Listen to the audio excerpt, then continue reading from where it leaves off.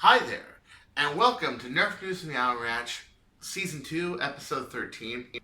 Got a lot of complaints about the LCD last time because I was running an HDMI cable to a display, and unfortunately my display, because it's normally running on an analog cable, it kicked the refresh rate twice as high, and that of course made it so it draws twice as much, which of course made it so it's twice as bright. That was according to a techie friend of mine. So I have the living room today because I'm house sitting. Don't bother crashing because by the time this video is up tomorrow, my parents will be home. So, anywho, this is going to be a really good episode.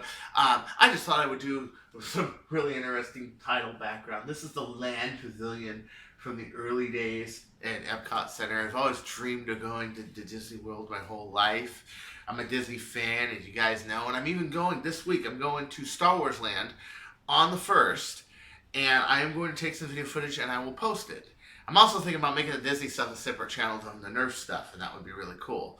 But I have a lot of really cool stuff this week, including a few surprises, actually from Worker, which although I don't like Worker all that much, practices this and that, I was pleasantly surprised by quite a few cool things I saw that they came up with. Both with two blasters that are of the Retaliator engine, that, yeah, you know, the Alpha Trooper and the Slingfire, that need attention, and that a lot of other companies just don't do. And so I was really interested to see that, but I've never seen a Slingfire bolt sled before. And this week, we got to see it. And generally, you know, I don't like Worker. They copy stuff. They do all this stuff. They do all, you know, they do everything. They do make some unique stuff. Like the Hurricanes turned out pretty well.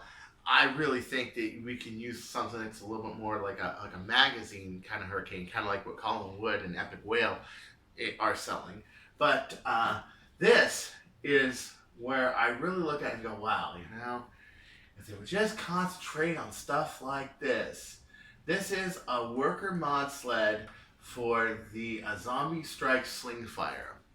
This is a blaster that's always had problems because, one, the bolt sled is a lot like a Retaliator, but the tail is different because that's where your gears are. And then the other problem are the gears. They're plastic. And the handle, the lever, is like soft plastic. Now, another blaster comes to mind, of course. It doesn't even need a bolt sled, and that is, of course, a Sentinel. But your bolt sled ends up being that one peg that's hollow plastic, and if you push it too hard, it breaks. I actually broke a lever. I had somebody who actually asked me this week, hey, what kilograms were you running when you broke that lever? And I said, 32. I know I was really pushing it, you know. And that's not geared. That's just a slot where it goes in like this, and then when you pull it, it moves back to slide back and forward. And that's how a Sentinel works, okay? But the Slingfire, we've always been stuck with that soft plastic lever. Although it's comfortable for the hands, it does break because those little teeth are just low density, you know, polyethylene. It's no big deal. But not only that was my first thing I said was, yeah, this is great, but what about that prime handle? And then, so in addition to this bolt sled, we also have the lever. They redid the whole lever mechanism, added a spring and added some gears. And this is the lever mechanism for the Slingfire. Look at this, man. Some nice strong gears and a lever for this. Now, I've got to tell you that I think that a move that Worker could do, I don't like to help the enemy, but you know what? This is cool. It was something that Worker could do is find all the little gears, including the Stampy ones, including the ones in Centurion, including all the ones in Nerf blasters, and come up with metal gears, just like this. But you can see metal gear, metal handle. This is really bitchin'. This is really just badass. This is a big development. Another thing they did was they actually have a breach kit, especially for the Slingfire, which is really cool. Yes, it's short tube, but if you guys see my review on the short tube Prophecy, you can do a lot with this, okay? It's using a clear polycarbonate gate, okay? And it's got a somewhat of a shorter So I went with a shorter bolt. But you know what? This is really cool. I mean, I think this will make this a lot more usable at like games. Maybe it won't pull 200 feet per second, but you know, 130, 140, 150. I mean, that's good. I mean, especially, you know, and this is only 32 bucks. And I think this, yeah, this was 45.13, you know, so this was 45.13. You really got a $32. So 32 plus 34 plus 43 plus whatever. Yeah, this is really, really cool. So if you really have always wanted to take a Slingfire, and I know several people have, I've shown the Sentinel like, oh, we want the Slingfire to work. If you've ever wanted to make the most out of it, now's a really good time to do that because, wow, I mean, I'm impressed. I am actually very impressed. Yeah, Edward Lewis Okoye put this up, and it's like, Chris CARTAYA's Mouths of Fire, cry at 2017 and in 2016. Sorry, I didn't mean to correct it, but he gave me a heart, you know. It's like, this is really, really funny. And I made this magazine slugger, so it's an automatic. I modified the cylinder and added more firepower. What's this? Yeah, pretty much. That's kind of what we do in modding. It's just so cool how we, you know, we have, we evolved. And it is kind of like, almost like a Japanese anime sort of thing. We're always taking these blasters and we're taking them a little further, you know. I mean, yeah, you know, I still love this blaster to this day. And I thank you for putting up this post, because this is a cool post. I'll put this up on Owl Ranch too. I promise I will this time. And this is really funny, because it's kind of what we do. He's got like a Tech 9 barrel and a magazine and big cylinders. Sometimes we do overdo it, but I don't think there's such a thing in Nerf modding. Also on the Owl Ranch Facebook forum, we have Rex Graham put this in. The soft bullet Nerf red sniper bullets long range toy pistol dart blaster, AliExpress, $5.80. It's a Blaze Storm blaster. It basically uses fake megas, but what we're wondering is, can this actually do what maybe a hot shock could do? If you guys remember that hot shock I've been working on, and I got it up to about 210, 220, and I probably can't even get it farther, you know, go even faster.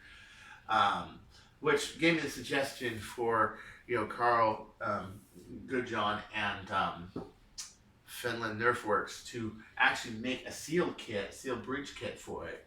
But I think that this looks pretty cool. It looks very similar in the way they did the breech and the way they did the plunger. I'm wondering, for one, how much the same is this as a hot shock? And for two, would this work with Carl Goodjohn's Finland Nerf Works hot shock kit?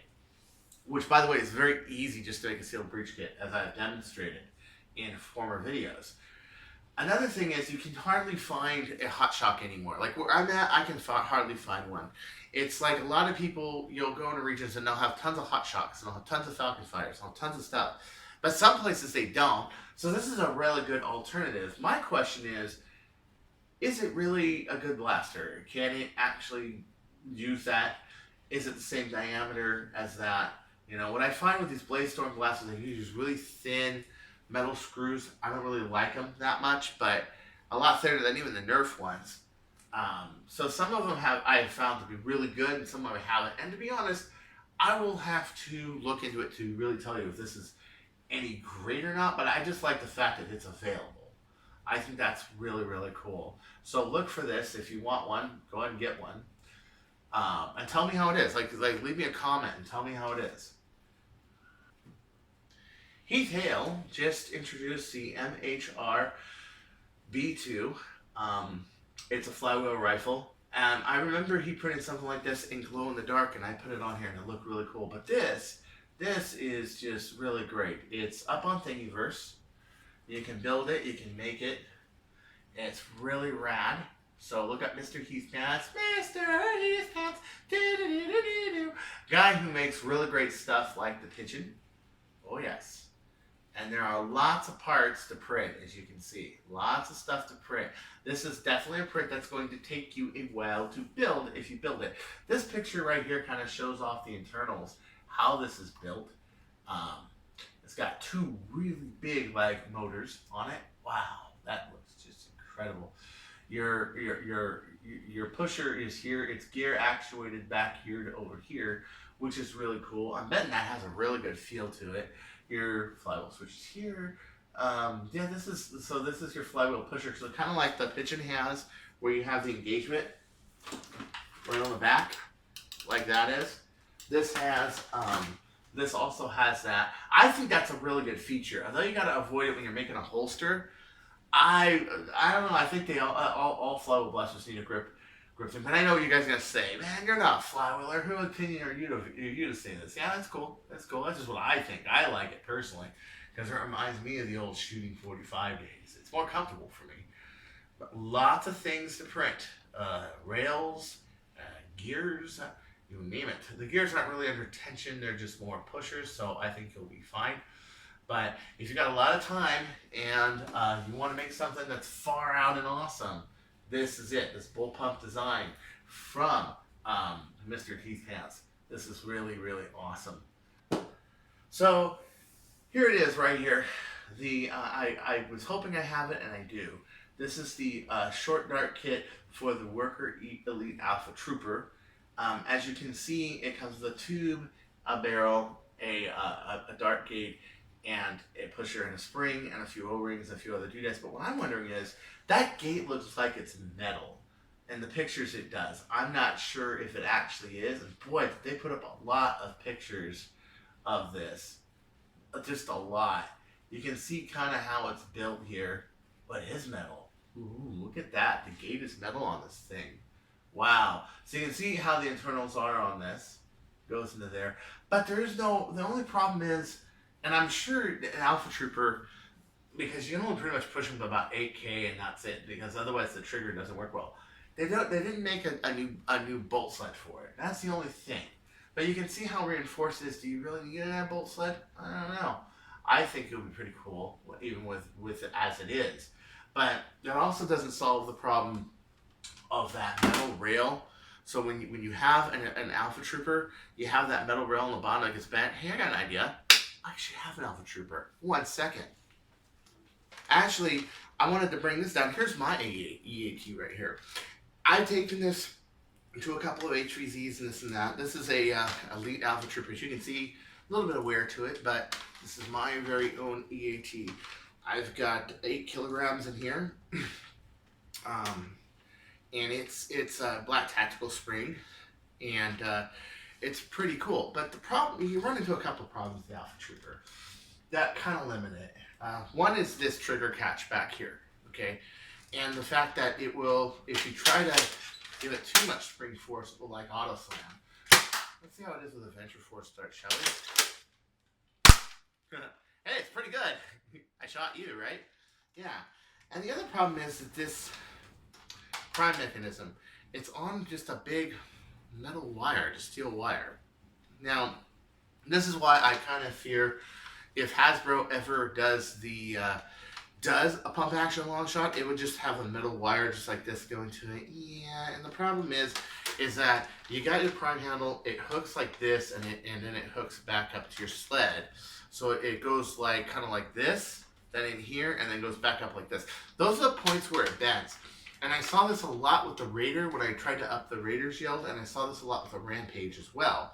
But Alpha Troopers do it the absolute worst. But even worse than an Elite Alpha Trooper would be like your standard Alpha Trooper. You can't really do more than 5K on those or else. And that's the reverse plunger one. Yeah, I have like 2 of those. So at any rate, this is really cool for 8K. And 8K, you can still do pretty good power.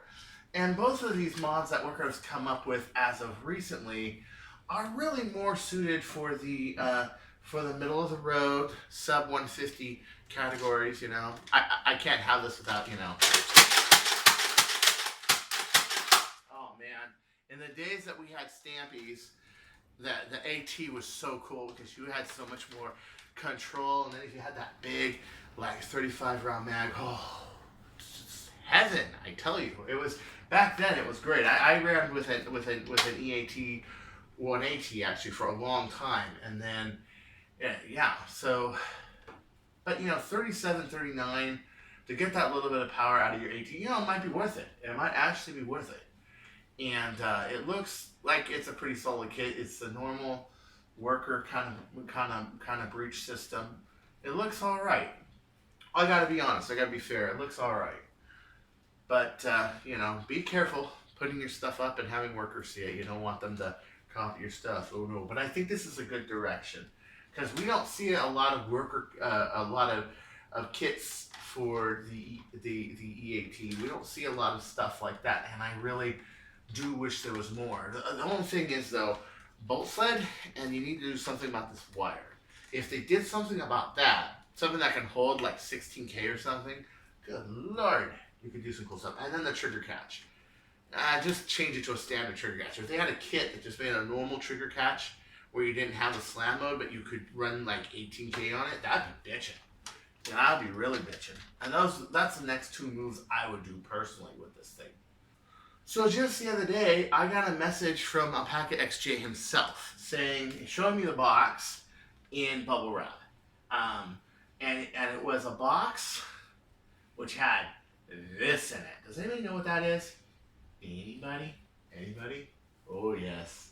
That is the drum for the Helios. And it gives us a really good idea of the rate of fire that it has and how it works.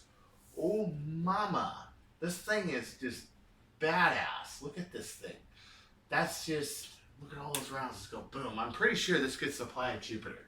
Which is kind of why I suggested to Luke to actually out of darts to actually make support systems for this magazine for Jupiter. Maybe something that's a little bit more like a rifle carbine version, something like that. Because this is going to be hot. Although a proton pack is pretty cool, you have all this ammo on your back and everything. More portable solutions, I think, are more, needed. And this thing, I think, can pull it off. Ooh, and I'm pretty sure you can modify a Zeus, not a Zeus as in Zeus 2. I'm talking about Nerf rival Zeus. You know what I'm talking about, right? Or the first ever, Nerf rival flywheel. Yeah, I'm pretty sure this could take it too, and it would be pretty badass. Because it uses the same magazine system as all of them. But look at the rate of fire on that. But one thing I noticed about it, let me get a stop on this.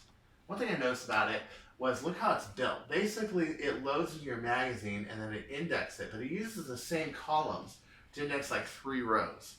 Okay, so if you're using a column to push it down 3 rows and fill those up, because those are just columns that are just straight. So something up there orients them and pushes it down to the next one. Probably this tube right here. Why couldn't you make this tube like huge and like make the outside huge and then make it like 50 rounds or something? I bet you could do that. I bet you could do that real easy. See how it is right now? It follows the tube, but then it follows this here. So this orients it in the X direction, and this orients it in the Y direction. And what it does is all pushed it to the Z direction. Yeah. So, it looks very scalable to me. I mean, it really does. Like, you could actually make much bigger magazines. You can make another 2 or 3 rows of balls going this way very easily. This is just a fascinating. And this is, of course, on Nerf Leak Lovers. Alpaca XJ posted this. And it really shows me there's a lot to come. I mean, not just for this, but other loading systems that Nerf might be coming out with, or might come out in the future, might use something like this.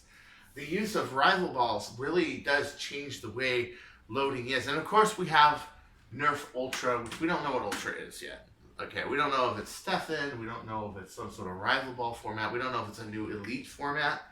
I'm almost thinking it's a new N-Strike format, but I'm not sure. I'm not 100%, or maybe it's something completely off the deep end, like the discs, like the Vortex discs were. But they were completely departure. Nobody was expecting to see the Vortex line. But it makes sense, disc blasters, and you know what? They are actually decent for its time.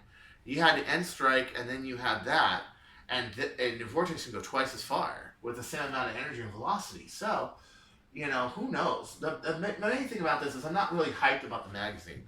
I am hyped about the future. That this is like really something. Whoa. So can anybody guess what that is? Well, if you're educated, you know that's a sledge fire. But dude, look at this barrel, quadruple boomco.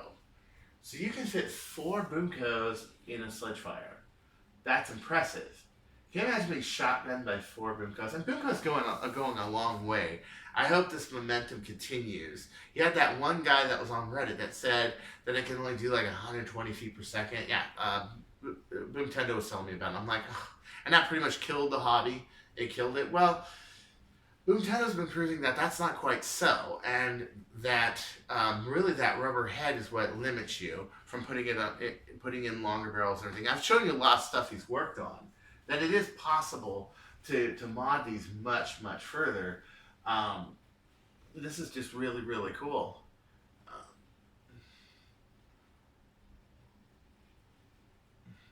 Yeah. So, anywho, yeah. So he's been doing a lot of stuff. He's been doing a lot of videos and things like that. Um, she's been doing a lot of videos and things like that. Just exploring the sledge fire. I think he needs to find a really good spring that's like 7/8 or 1 inch diameter. See, everybody seems to like these darts. These Adventure Force darts. Like I do them myself, actually. See. Oh, I like that. They adopted 36mm rather than 35. Nice.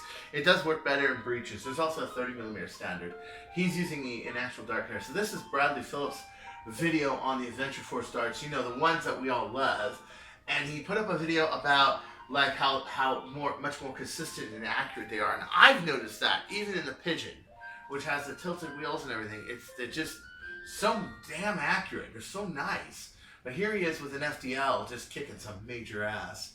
And yeah, but he's also, I wanted to also tell you that Bradley Phillips is also doing a video comparing, and I'm very interested in this, comparing the ACC version 3s, the Worker, and the PAC-D darts all glued on Adventure Force foam. Which, of course, the Adventure Force foam and the gluing evens the darts out as a comparison of which head is better, exactly. And the results are interesting, but if you want the results, you're going to have to watch it. I mean, I get to know. I'm important. That's the news. I know I say that sarcastically. I even said it sarcastically the last time. It just didn't come out sarcastically. But, you know, my little show with 200-300 views episode. I mean, I'm not exactly public now, am I? But, you know, he's doing a lot of really good comparisons with this stuff. So Bradley Phillips does a lot of that stuff, a lot of this kind of comparative kind of work. And it's going to be really interesting to see the results. I kind of already know them, but like, for example, Worker darts don't like Merlins as much as they like ACCs or PAC-Ds. So those things shoot like, boom, breeze through a Merlin. But like a Worker dart, not as much. And Alan Turbino has found that out too. It's not as much. It doesn't like it as much. But let's say you're using a Scar. Let's say you're using a Zero. Let's say you're using a Worker barrel attachment. Okay, it might be different. So it really does depend very highly. Dude, look at that. Look at this purple and the Bradley Phillips. Oh, it looks so cool being all custom and everything. Yeah. So it's really going to be fascinating to see this video. And until next time, this is Chris CARTAYA. This has been Season 2, Episode 13, and I'm really glad. Next week I'll have this much better laid out upstairs, but I figured since I got the house to myself, hey, why not do an episode down here? I couldn't make the war again because I'm still getting over my sinus infection, and although I was well enough to go, there was a risk of reinfection, and I'm down to like 2 or 3 antibiotics I can take because of all the sickness I've had for years. So my doctor, I called him, I said, hey, you know, can I get a refill on the antibiotics or whatever? He said, no, don't do that. Don't go to this game and don't go out because if you get reinfected, you're down to like 2 antibiotics and they're not good. So, not good. All right, well, Cipro is pretty powerful. I think you guys know that. But it's just, I have to be careful with my health. And it's been a bad year for war for me, but I'm pretty sure I'm going to make it to Gidden, no problem. And I'm hoping to make it to Ragna too. So don't you go changing. I'll find you. You stay classy, Nerf community, and remember, you can always call the right people.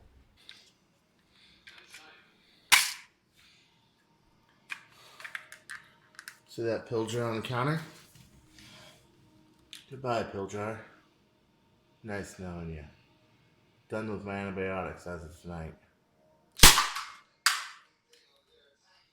Yep. Just don't call me. Nah, you can call me. It's just not a good idea.